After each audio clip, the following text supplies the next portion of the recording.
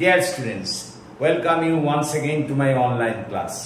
দেখো আজ একটা গুরুত্বপূর্ণ বিষয় নিয়ে আমি তোমাদের সামনে হাজির হয়েছি। আজকের ক্লাসটি হলো হায়ার সেকেন্ডারি তথা ওয়েস্ট বেঙ্গল কাউন্সিল অফ হায়ার সেকেন্ডারি এডুকেশনের দ্বাদশ শ্রেণীর ক্লাস।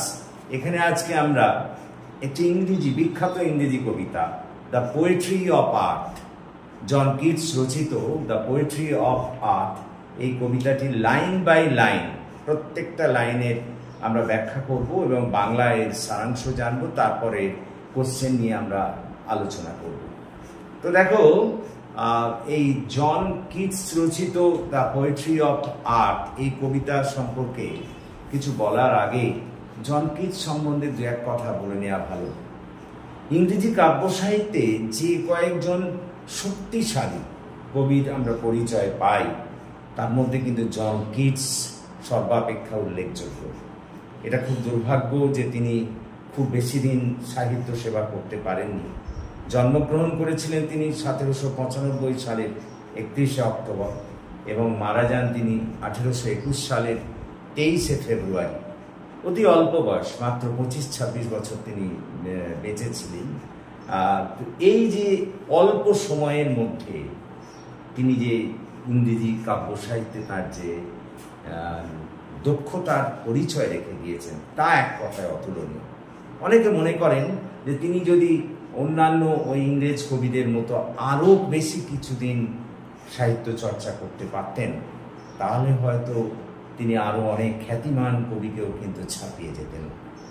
তো এই অল্প সময়ের মধ্যে তিনি যে তার কাব্য সম্ভার সাজিয়ে রেখে গিয়েছেন ইংরেজি কাব্য সাহিত্যে, আমরা তাকে যদি খুব সংক্ষিপ্তভাবে বিশ্লেষণ করি তাহলে আমরা এটুকুই বলতে পারি যে তিনি ছিলেন রোমান্টিক যুগের কবি।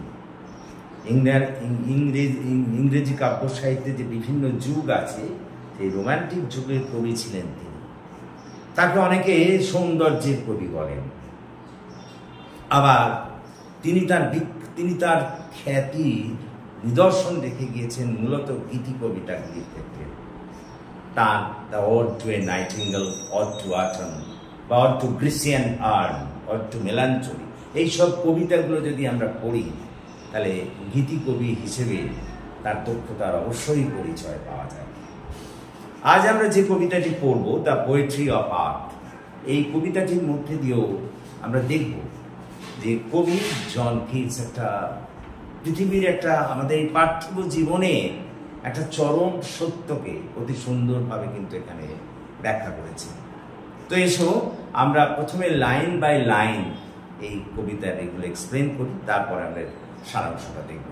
আমি প্রথমেই বলে নিই, আমি প্রত্যেকটা শব্দের কিন্তু ওয়ার্ড নোট তোমাদের বলবো, ওয়ার্ডের মানে বলবো, এবং দেখবে আমি এখানে সেই সব ওয়ার্ডের মানেগুলি এখানে লিখেও রেখেছি। ইচ্ছে করলে তোমরা এখান থেকে স্ক্রিনশটও নিয়ে নিতে পারো না, কিন্তু আমি পড়ানোর সময় তো সব শব্দের অর্থই বলবো, লাইন বাই লাইন ব্যাখ্যা করব। তো এসো আমরা ঢুকে পড়ি। দেখো এটা একটা সনেট, এটা একটা সনেট, চতুর্দশপদী কবিতা। প্রথমে 8 লাইনে অক্টেভ এবং শেষের অর্থাৎ 6 লাইন, শেষের 6 লাইন, এই 8 আর 6 নিয়ে অক্টেভ আর শেষের নিয়ে গঠিত হয়েছে এই কবিতাটির বিন্যাস। তো এখন কবি কি বলছেন শোনো।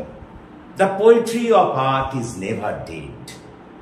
The poetry of art is never dead. Poetry মানে তোমরা তো জানো কবিতা বা গান, আর্ট মানে পৃথিবী, নেভার মানে কখনোই না, আর ডেড মানে মৃত বা নীরব। তার মানে বলতে চাইলেন এই লাইনটার মধ্যে দিয়ে the poetry of art is never dead, পৃথিবীর গান বা পৃথিবীর কবিতা কখনোই শেষ হয়ে যায় না, কখনোই মারা যায় না বা নীরব হয়ে যায় না। পৃথিবীর গান কখনোই শেষ হয়ে যায় না। তাহলে প্রথম লাইনটির কি অর্থ হলো? The poetry of art is never dead, পৃথিবীর গান বা পৃথিবীর কবিতা কখনো শেষ হয়ে যায় না। When all the birds are faint with the hot sun, all the birds মানে সমস্ত পাখিরা, ফেইন্ট মানে মূর্ছা যাওয়া, হট সান মানে তপ্ত সূর্যের কিরণে। অর্থাৎ এর মধ্যে দিয়ে বলছেন যখন সূর্যের প্রখর তাপে সমস্ত পাখিরা প্রায় মূর্ছা যায়, and hide in cooling trees, hide মানে লুকানো, বা আশ্রয় গ্রহণ করা। কুলিং ট্রিজ মানে হচ্ছে গাছের শীতল ছায়ায় এ ভয়েস উইল রান, তখনই সেখানে একটা গানের আবির্ভাব ঘটে। অর্থাৎ বলতে চাইলেন এই 3টে লাইনের মধ্যে অর্থ হলো পৃথিবীর গান কখনোই শেষ হয়ে যায় না। যখন সূর্যের প্রখর তাপে পাখিরা প্রায় মূর্ছা যায় এবং গাছের শীতল ছায়ায় তারা আশ্রয় গ্রহণ করে, তখনই একটা কণ্ঠস্বর, তখনই একটা গান শোনা যায়। ভয়েস মানে কণ্ঠস্বর, কতটা বোঝার চেষ্টা করো।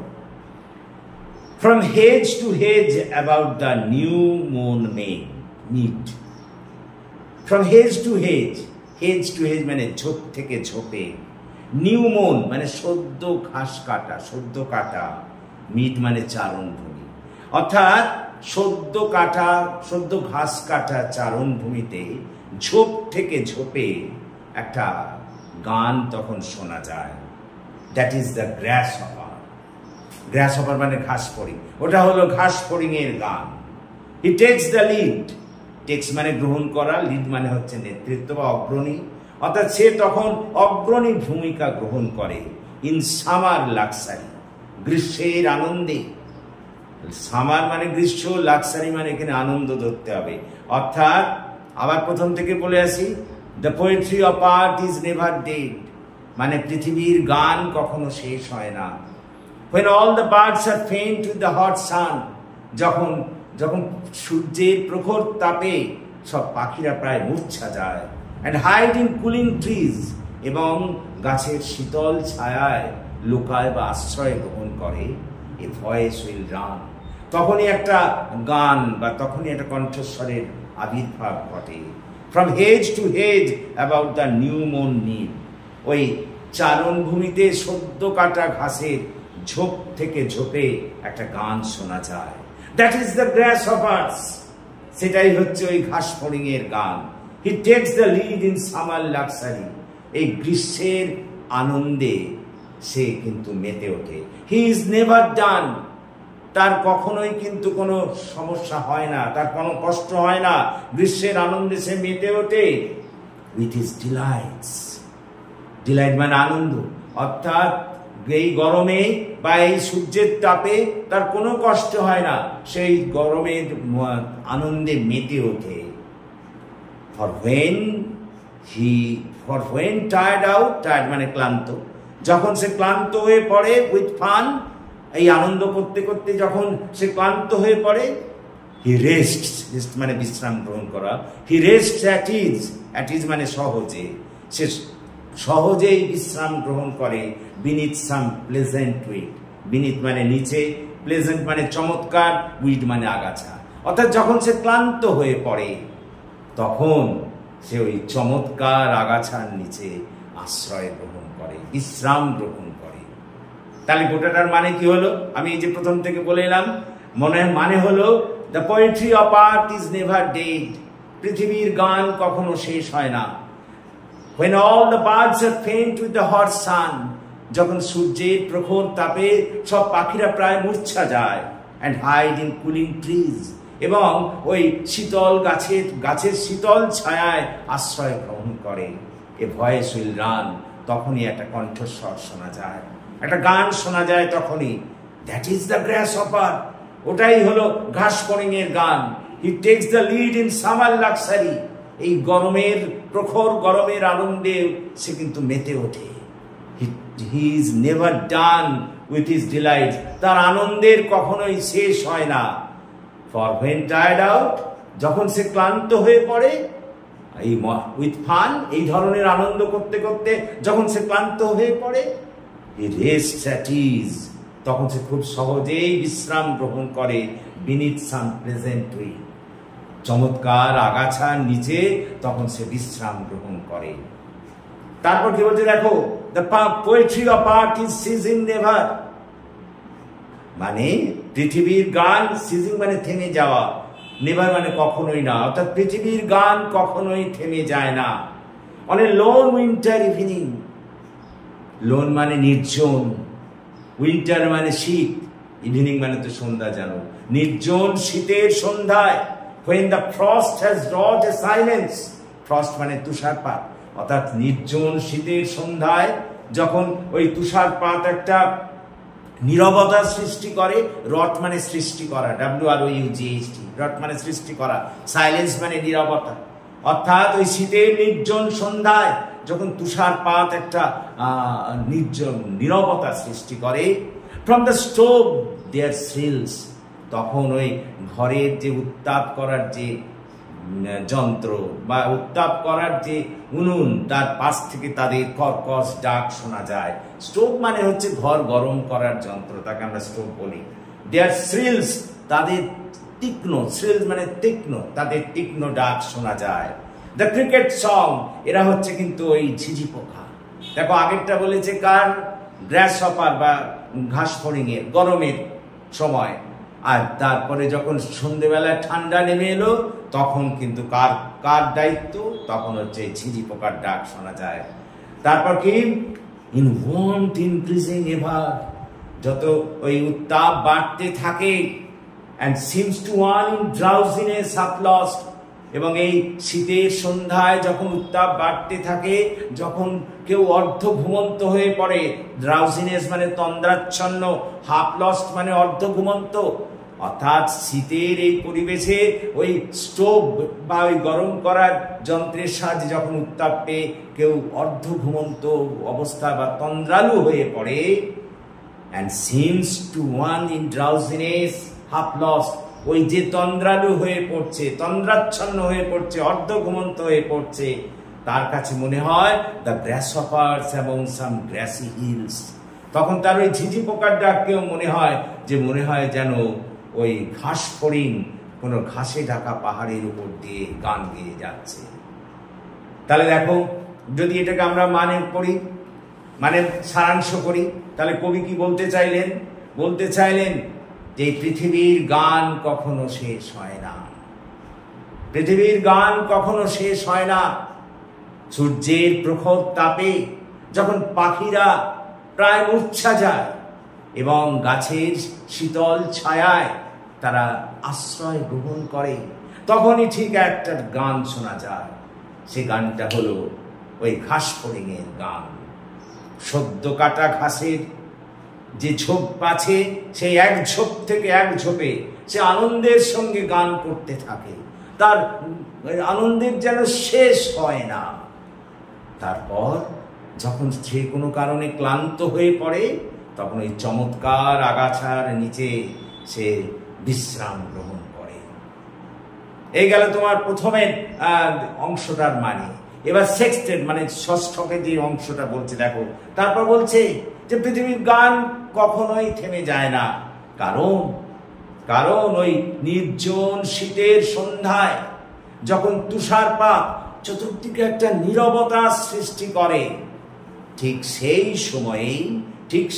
সময়েই ওই মানুষ ঘরে বসে ওই তাপের উত্তাপ মানে স্টোভ বা ওই বিভিন্ন উত্তাপ যন্ত্র থেকে উত্তাপ গ্রহণ করে যখন সে তন্দ্রাচ্ছন্ন বা তন্দ্রালু হয়ে পড়ে, তখন কিন্তু একটা ওই ক্রিকেট অর্থাৎ ঝিঝি পোকার ডাক সে শুনতে পায়, তীক্ষ্ণ ডাক শুনতে পায়। এবং তখন ওই তন্দ্রাচ্ছন্ন অবস্থায় তার মনে হয় বোধহয় ঘাস ফড়িংই ঘাসে ঢাকা পাহাড়ের ওপর দিয়ে গেয়ে চলেছে। তাহলে আমি আবার একবার বলি যে কবি এই কবিতাটার মধ্যে দিয়ে কি বলতে চাইলেন? কবি বলতে চাইলেন যে পৃথিবীর গান কখনো শেষ হয়ে যায় না। তারপর কি বললেন সূর্যের প্রখর তাপে যখন ওই পাখিরা প্রায় মূর্ছা যায় এবং ওই গাছের শীতল ছায়ায় যখন তারা লুকায় বা নিজেদের আশ্রয় গ্রহণ করে প্রখর তাপের হাত থেকে বাঁচার জন্য, তখনই ওই সদ্য কাটা ঘাসের ঝোপ থেকে ঝোপে একটা গান শোনা যায়, সেটা হলো ঘাস ফড়িংয়ের গান। সেই প্রখর গরমেও সে আনন্দের সঙ্গে গান গেয়ে ওঠে, তার আনন্দের যেন কোনো শেষ হয় না।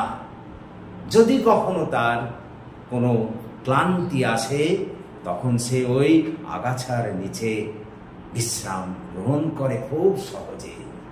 এরপরে বলছেন পৃথিবীর গান কখনো থেমে যায় না, যখন শীতের নির্জন সন্ধ্যায় তুষারপাত সব দিকে একটা নীরবতা সৃষ্টি করে, ঠিক তখন মানুষ তার ঘরে বসে ওই তাপযন্ত্রের পাশে বসে একটা কর্কশ গান তারা শুনতে পায়।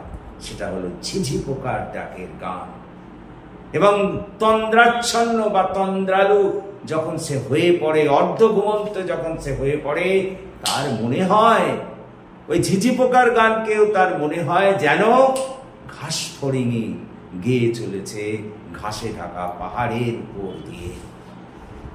তাহলে দেখো এখানে কবি কি বলতে চাইলেন? কবি বলতে চাইলেন যে পৃথিবীর গান কখনোই শেষ হচ্ছে না। যখন গরম তখন এই গান গাওয়ার দায়িত্ব নিচ্ছে কে? তখন এই গান গাওয়ার দায়িত্ব নিচ্ছে ঘাস ফড়িং। হ্যাঁ, পাখিরা প্রায় মূর্ছা যাচ্ছে, গাছের নিচে, গাছের পাতার নিচে তারা আশ্রয় নিচ্ছে, কিন্তু এর আনন্দের কোনো শেষ হয় না। এর আনন্দের মানে কার? ঘাস ফড়িংয়ের। সে গাইতেই থাকে। তার যেন এই এত প্রখর গরমেও তার কোনো আনন্দের শেষ থাকে না। হ্যাঁ, যদি কোনো কারণে তার ক্লান্তি আসে তখন সে ওই কি করে, আগাছার নিচে কিছুক্ষণের জন্য সে বিশ্রাম গ্রহণ করে।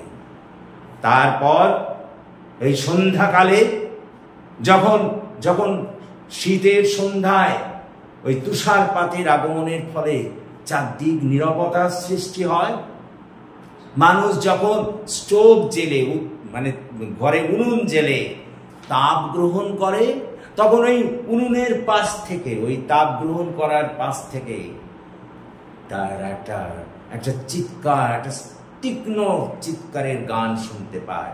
সেটা হলো ঝিঝি পোকার গান। তাহলে দেখো, দিনের বেলা গান গেয়েছে কে? গ্রাসহপার। আর সন্ধ্যেবেলায় সেই দায়িত্ব পালন করছে কে?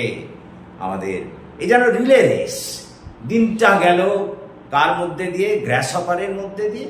আর রাত্রিবেলার দায়িত্ব এলো কার? আমাদের ঝিঝি পোকার গানের মধ্যে দিয়ে।